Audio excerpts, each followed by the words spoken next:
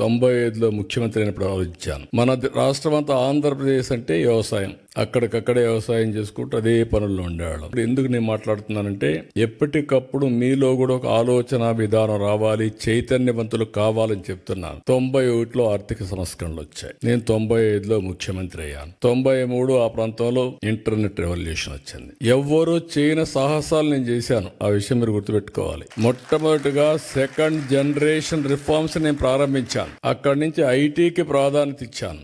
IT అంటే ఎవరికి అర్థం కానప్పుడు ఐటీని గురించి మాట్లాడమే కాకుండా ఊరూరులో పోయి చెప్పా, మీ పిల్లలకు డబ్బులు ఇవ్వడం కాదు కావాల్సింది, మీ పిల్లలు ప్రయోజకులు కావాలంటే బాగా చదివించండి.